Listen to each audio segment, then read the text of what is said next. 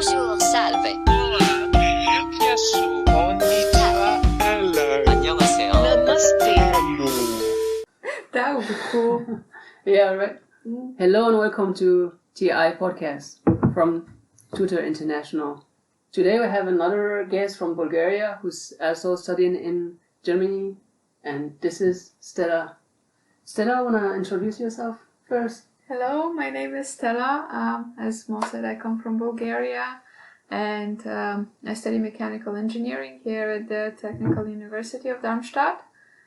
And I've been in Darmstadt now for 5 years. Moved here in 2017.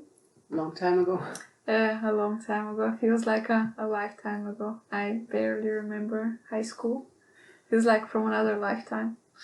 Yeah, that's good, because like I hear a lot of people saying that like after 10 years or something, they'll be like, yeah, it feels like yesterday. And I'm like, if you experienced a lot of stuff, it feels longer. Like the more you experience through that time length, it feels longer, because a lot of things change, a lot of things you've done or seen or experienced. Yeah, it's sometimes like every day, things seem the same with every passing day, but then like one day you look back and everything is absolutely different completely. Yeah, that's true. I think the long perspective is always different than the short one. There's a book, by the way, about that called Atomic Habits. It talks about this 1% change you can make and how you can actually change your life with it, because long-term seen, it's actually like it's a big difference. It's a lot of effort. Enough of that. Now let's tell us, like, how do you see yourself? Do you feel like you changed in these 5 years?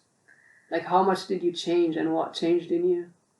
I changed in some good ways and some bad ways. Very honest answer. I mean, as everyone changes, of course. Let's talk about the positive ones. Okay. In the positive ones, I noticed for sure that living by myself or like not with my family anymore was not as scary as I imagined. It was scarier. No, it was actually easy and I mean, challenging, but still it's challenging, but it had these great sides where sometimes you make mistakes and then you learn from them quickly, and you're like, okay, I can do this on my own. You start doing on your own a lot of things that earlier your family did for you, and it slowly becomes a bigger part of your life. You become independent slowly. Yes. So that's one of the things that you had to kind of do through this living abroad and studying abroad. You had to become kind of like partially independent. Yeah, I don't know to what extent it is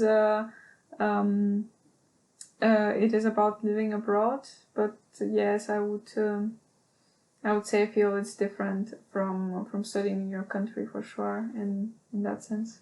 Yeah, I think living abroad is also like has the extra challenge of having a different culture than yours. You're not only trying to live on your by yourself and be independent in the sense that you are just not living with your parents or not depending on them in like most of the senses. But I think living abroad adds this also the culture that you are in right now is not yours, and you have to also like kind of learn about the culture, be able to adapt yourself to it. So it's kind of like it changes you in many dimensions more than just being independent in your familiar environment. Right.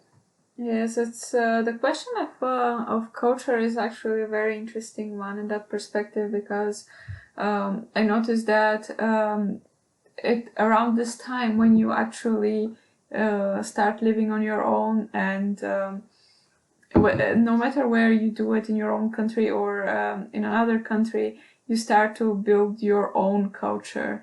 And due to the fact that you are not really part of the new culture and you're already not part of the old culture, you kind of create your own cultural bubble that is sometimes very it is sometimes very confusing to go out of, because you spend a lot of the time with people who are in the same situation, and then your own foreigners in this one culture, but everyone is different, and then you take pieces from here and from there and there, and then at some point the whole definition of culture is very hard to grasp. Yeah, I think that's like one of the best things I loved about like coming here and studying is you build this unique culture of yours. Like let's say you adopt things from other people from different cultures, and you're also living in a new one, and you start just taking pieces and putting them together, and that's why you said also it's kind of confusing because it doesn't have like one color or one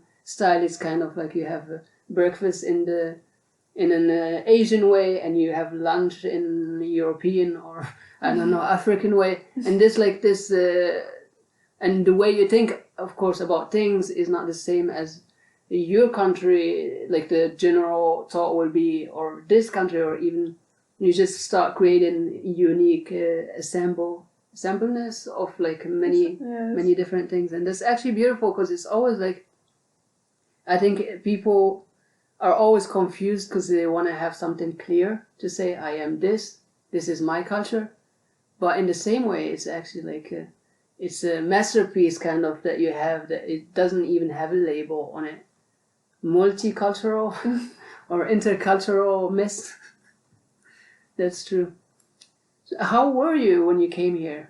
What was your character like? In general, much more shy.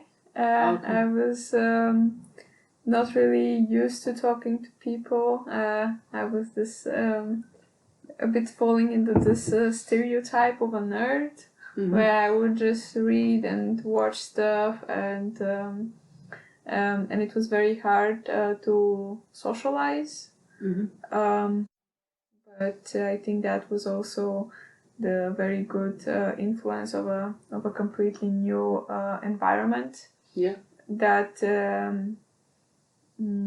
that you meet many people from many places, and then you notice that sometimes you actually fit with with something completely unknown better than you have fit with what you have always known about life. So you were shy actually, and you lost it. How did you lose this character? I think it was from like the situation where you're usually the when you know everyone is feeling like secure in their position, and they're not like as outgoing towards you as you would want to, as you would need to to achieve to feel more confident. I think that's what happens when you feel like comfortable with where you are and with your culture, and when nothing changes. But when everything changes, and then you're more open to, okay, I am new here, I need to talk to people. And then the thing is that it's not only you, it's a lot of people, it's hundreds, thousands of people, and then eventually you come into a crowd that of course a lot of people feel the same way, but like a crowd that it fits more and more specifically for you. And I think that's actually making friends easier. Okay, being forced first because you are in a new place, yeah, so you're not comfortable, and also knowing that there are other people who feel the same kind of encourages you to get out of your shell and be like, yeah.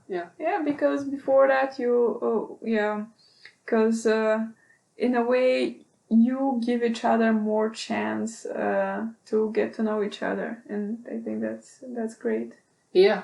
As you would usually give if more than you would usually give if you were already in a familiar situation. You have your group, you are like, okay, I have already enough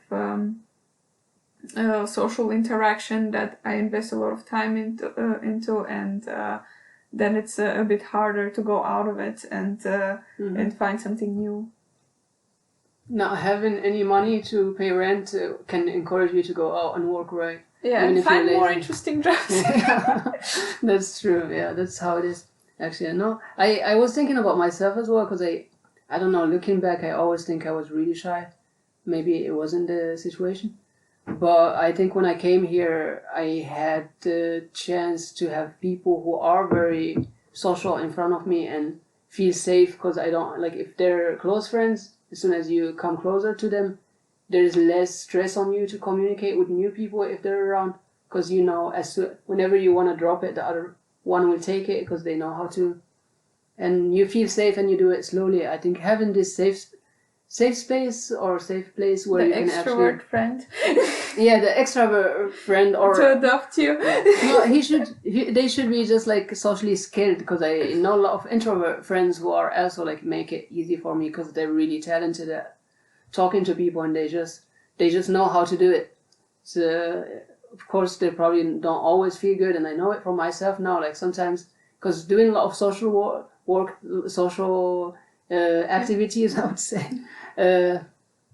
I feel like I have the skill to talk, but I would rather not to, you know? So it's different. It's not always like just if you can do it, you feel good about it. But I think that helped me a lot, like having someone actually to feel safe around and just not have the stress to actually act out. Did a lot of help to me. But I think also, yeah, it was a necessity. Like I had to make it with these people first. I had to connect with people, and I think I had to put some energy there, and I made it. Glad. No, I think it's possible, as you said, like it is very manageable. It just takes some time, and people should feel not alone in that space, that it is just a phase that you have to live, and then you grow out of it, and it gets easier. Yes, it's sometimes a little bit scary that you realize, oh, I'm here alone. My family is like thousands of kilometers away from here, and yeah, it's a bit scary, but you know, but I was, at least for me, I was lucky to find a new family. Yeah, that's beautiful. Lucky you. But I think if you try, there are a lot of good people around, right? Yeah, exactly. I think we have always this narrative that you shouldn't trust people, should be careful. But from both our experiences, of course, there are cases, but mostly people are really nice. And if you don't tag along, it's okay. You can just drop it. There's no contract there, right? Yeah, I think in general, not only in international, but also like in every situation, I think the risk of trusting people is almost always justified. Of course, not where your personal safety is endangered, but for small general things, I think it is almost always justified, this risk, because of course, sometimes you're not going to win, sometimes you're not going to click with some people, but in many cases, you're going to have good experiences, and in some cases, you're going to have great experience where you bond with people and you gain friends for life. Yeah, I think of a lot of great people I got to meet actually through my living in Germany, and a lot of them I met in a weird way, like in a very coincidental way. And it turned out to be, I have to think of examples and now and laugh, but... Like when you invited me for tea?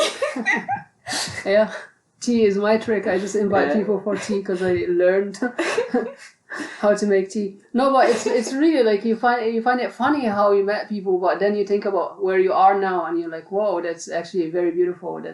I'm so glad I took the risk, you know, because we're talking about risk and everything. Let's jump back to Bulgaria, right? What can you tell someone who's never been in Bulgaria? What is this? Is it a country? Where it is? It's a country in Eastern Europe, and the language is it's a Slavic language. It's a very you could say sounding similar to Russian, maybe to an extent where, like, if you know one language and you read the other, you would be able to understand what people are talking about, but they talk fast. It's very hard. I don't really understand most of like when people speak, say Russian or Polish. It's very hard to understand because of the dialects sometimes. But in general, when reading the Slavic language, you can find a lot of similarities. Okay, yeah, I think it's the same with many languages. Like reading makes it easier. Yeah, I think so too. With also different related languages, probably it's the same. Yeah, but what else? So it's a country that speaks some language that is closer I was gonna continue, but it's a very beautiful country. I think actually the at least in the part where I live, kind of the central part of the country, a little bit to the south. The climate is very similar to the one here in Hessen. Like the winters are kind of mild. Of course, in the north of Bulgaria, they're a bit harsher because there's this mountain kind of like cutting right through the center of the country. Okay. And in the north, you could definitely feel the difference from the south, but it's not that extreme. But in general, the climate is kind of mild, not too harsh, not too warm. Not too warm, yeah. And I think that's why the nature is very very beautiful. You could on one side enjoy the mountains, on the other side the very good coastline.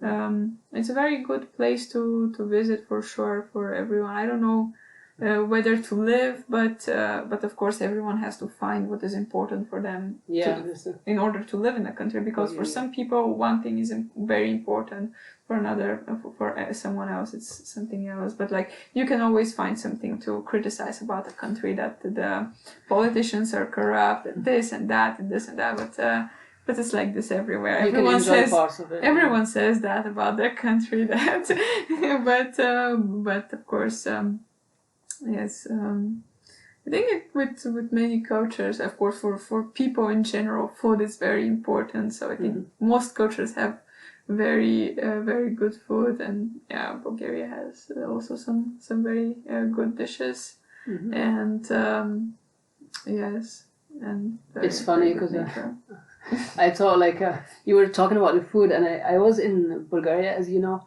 And I was thinking of some Asian food that I ate there and how good it was. I was like, yeah, definitely really good food, really good restaurants. But there was, talking about when I was there, the nature is really great. We went to this like waterfall in a mountain, and it was just amazing. And the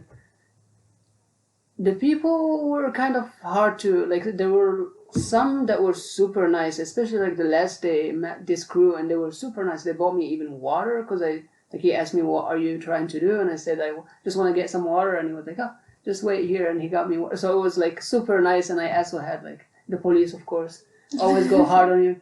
But yeah, that's the same case everywhere. But yeah, some people were really nice, and most of the people were neutral. Like they would smile to you, or not, as in any other country. What else did I like? I got this shirt actually from Bulgaria. I really love it. It's a really cool shirt. Yeah, I find it like very informative. Next time I visit, I'll get it. No, I really like. I just thought it would be nice to get something that has nothing to do. Like, of course, I got something that has something to do with the country. But I was thinking to get something that has nothing to do with the country. Still, I can relate it on. Like walk like an advertisement. Yeah, exactly. I even have like this bracelet that you actually do in March or something. Yes. What is the story of the weird Bulgarian bracelet? There are like actually multiple stories. I don't know which one is the correct one, but there was like some story about some princess who was sending some important letter or something like that. But really, I don't really remember which of the stories is correct. But this one was about this princess who sent this letter, and she tied this letter to the leg of a bird, but it injured the bird, and it kind of bled through the white thread. So it got mixed, but I really don't remember what it was about.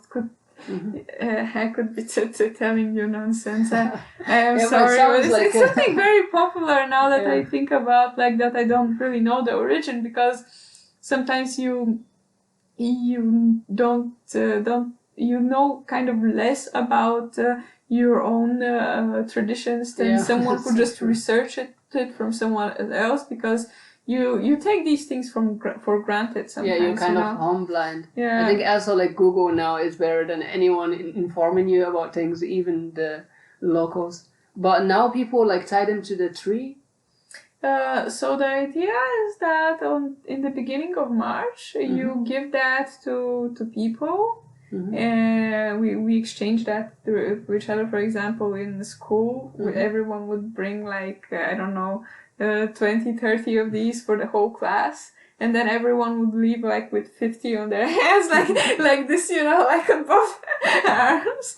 And it was great because it got you to interact with people a lot. So I think that social event. It was a social event in a way, yes. And you get to kind of like show people that you appreciate them. Like if you make it on your own, or if you buy a more fancy one, or if you're wealthy.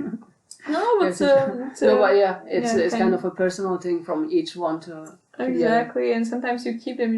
This one is from this person, so you just keep them as a memory. But in general, yes, it's a kind of like good. It's a good omen to when you first see a tree blooming or a stork coming back from the south. It's a tradition to hang them on a tree to bring good luck. Okay, yeah, that's what I meant, because I think we walked by trees and I saw a lot of them there, and that's how I ended up getting one, because the friend was explaining, and then I was like, yeah, okay, it would be nice to get one. Yeah, beautiful. Bulgaria, I think it was worth it, because I went for how many days? Not many, actually, like 4, I would say 3 or 4 days, and I was mostly with international students, but I think and it was probably one of the random travels I made this year, or mostly like in general, and it was worth it. It was really fun. Like most of it was really fun. I barely slept, and I also like spent a lot of time with a lot of strangers. I think, and it was for me, like it was kind of bringing me out of my shell. How can you actually have a good, because it's kind of like a challenge you make to yourself. I'm gonna go there and no one really will, like I won't see people again, so you just try to leave a good impression and try to enjoy time and connect with people, I think. Yes. And that's what went there, and it was beautiful actually. Great, and now you live in Germany, lucky you, and you study. How is life here? Sometimes it's challenging. I faced some health issues that slowed me down in studies, or had some negative impact. But I think that was also part of life to try and beat these circumstances, and to figure out that the way that people go through and the speed that they go through, it's not for everyone. Sometimes your journey takes a little bit different way. For example, when you have to work a few jobs at a time, or things like that, to manage to get where you want, and I think it's important to remember that it's your own journey and you can go with your own speed, and enjoy the things that happen in between. That's true. Yeah, it's your journey and you can go with your own speed. I love that. I think that's very insightful. Yeah, because everyone thinks, but by this age I have to have a house, I have to buy a car, I have to get married, I have to have kids. But the truth is, a lot of us are probably not ready for that. If you a bit like I now understand why the hobbits went on their adventures at the age of like 50, And at that age they were still considered very young because I think that's also something with our generation, especially here, people who are here in Europe and studying abroad. I think it's kind of the same in other cultures as well. It's funny you're talking about The Hobbit. Just to mention, if you didn't watch that stuff, it's okay. I didn't watch it either, and my life is still perfect. It really lacks anything. Funny also, you were saying as at this age you have to have a house, you have to have a family, and my thinking is always at this age I have to clean my room, I have to pay rent, like the basic stuff. I have to actually work, right? I have to study maybe, like I feel like also this generation is taking it slower than I think we got a lot of stress from the other generations because it was more about like getting your act together, having a family, having a solid thing, and now people are more like enjoying life. I think meet a lot of people. Of course, there are always the other ones but sometimes, as you said, like in your case or many cases, I know it's sometimes if it comes to the health issue or to things that you have no choice over, it's just a teacher to bring it in your face and be like, yeah, of course you could finish in 3 years, but now you can't, and you have to just accept it, and you have to see life differently, so you're not shocked next time you can't do things in time. And I think that's actually like, of course it sucks to be sick, no one likes that, but it teaches you a lot, which is actually very good and very like priceless. I feel like it's just kind of like a gift in a slab. Yes. No, it's a very good point because I noticed that for example from my family that by my age my parents were already married and they already had me, and it didn't end that well. Well, I mean for their relationship and for some aspects, of course, they were great parents in many ways that they still raised me in a great way, and I'm very thankful for everything. But I noticed that for me, for example, I wouldn't be ready emotionally at that age to have children, and probably a lot of people are not ready for it, but they feel pressured by some expectation of one nature or another, and I think maybe it's for the better to sometimes have some lessons that you are very, as you said, come in a very ugly package, and to sometimes have them and take your time to learn them, and then maybe when you actually get to the point where you want to be, you can do it right.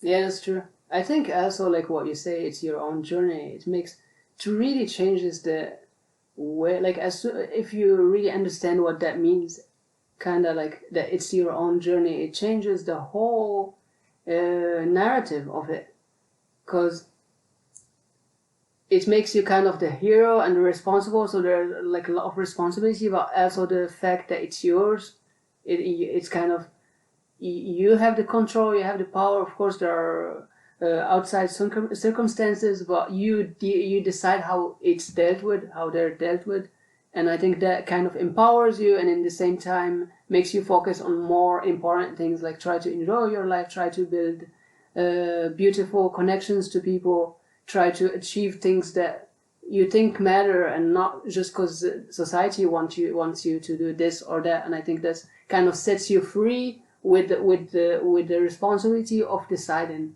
And it's like if you have, I don't know, if you're a director of your own movie, so you get to decide how the story goes, and you get to play the role of whatever you want. You decide if you want to be the hero, if you want to be the loser who never makes it, if you want to be the one who focused more on this or on that, or it kind of gives you this freedom with the responsibility, and I think that's very beautiful, and that's something you should always aim for.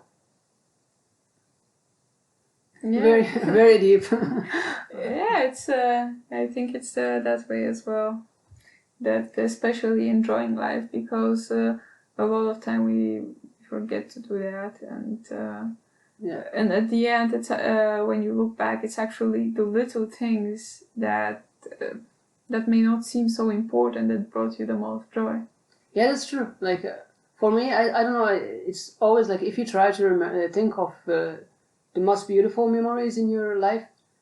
I think for me, I always fall into things that you wouldn't like. Even sometimes by sharing them with other people, they don't really get it. Or like you can't really transmit this happiness in them. Like I always talk about how when I was a kid, I would sit at the sun, and when my mom would sit with me, and it would just be so like when you think about it, you think about the warmth of the sun on your skin, knowing you're safe, and enjoying time, not having to worry about anything. And that's that's beautiful. It's just a little moment that I lived like I don't know 20 years ago or even more. Oh God, I'm so old. But yeah, but you think of it and it just brings you happiness, and it's the same in life. Like small things, as you said, can really bring you there.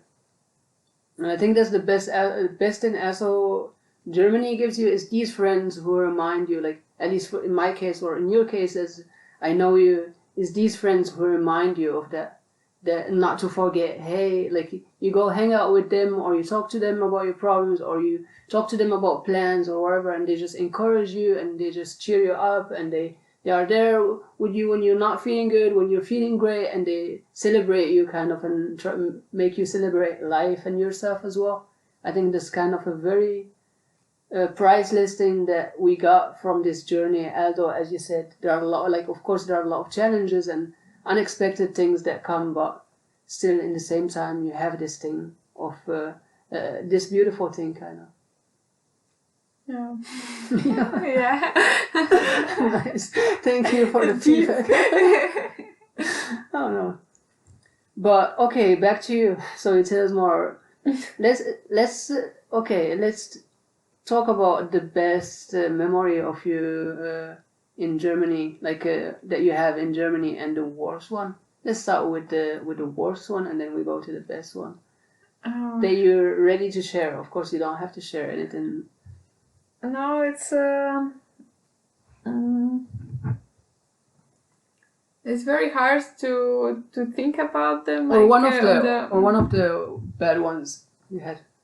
Yeah, the bad ones, of course, very bad ones are always failing an exam. Seeing that red cross in the token app, it's especially if it's your first time.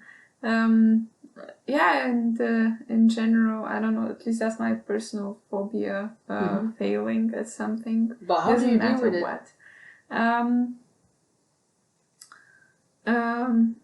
Well, actually, when it happens a few times and then you see it's not that scary, so you don't I think with every fear it's like that. You don't get, when it happens a few times and you see that you don't die, you don't paralyze anymore, this kind of like you just learn that it happens, and then yes, but what I mean is that also that you learn to react in a more relaxed way, to know that you can try to actually do something, because a lot of time when you're scared of something, you don't do anything, and you're paralyzed kind of. Paralyzed, exactly, like this deer in headlights thing. But once you get a little bit over it, you actually get to do things, experiment, and yeah, I think less scared. That's also sometimes you ask yourself, when something bad happens, if I knew that something that bad would happen to me in any situation, if I knew from beforehand that something bad would happen like that, what would I change in the past? But then you see that your whole way have brought you to where you are, and a lot of the bad things that happened actually brought you to something better. So you're less scared of these bad things. Yes, or at least you know that when you're going through something bad, that it would end, that it's only a phase. and you can find your way out of it. It's not a lifestyle, it's only a phase. It's only a phase, yeah. Let's move to the good things that happened to you. What's the best thing or like the best memory in Germany? Yeah, the best memories were always memories that I shared with people. Some parties that we made, or cooking. I think cooking together in general is a great experience with everyone, especially with people that you can learn so many new or crazy things about. Like because you know, like in your country you cook something in a certain way, and then in another one it's very, very similar. Either very similar or very different. Or sometimes you're surprised by how similar things are. Yeah, like that's true. With that friend who was once cooking, and he was like, I'm gonna make this plant, but I don't know the English word for it, let me Google it. And then he spent like a lot of time on Google, like figuring out what the plant is called in English, and he's like, that's ladyfingers. And I'm like, I have no idea what ladyfingers are.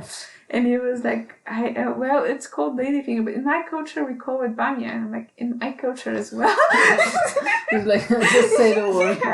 I also think like food or dishes should not translate the words. They should say it like the same, because like they do it with us. Actually, it's very nice, but they do it. They say couscous and they say tagine. So you keep it, and I think everything should stay the same. Like, don't translate it to what you call it here. Or it's just the vibe which comes with the whole thing. Yeah, that's true. I was gonna say, because you were talking about like your best moments, and I remember actually one of my best moment with you around was when we were barbecuing at my place and fire got like set fire on the kitchen. Because I feel like that's like the best.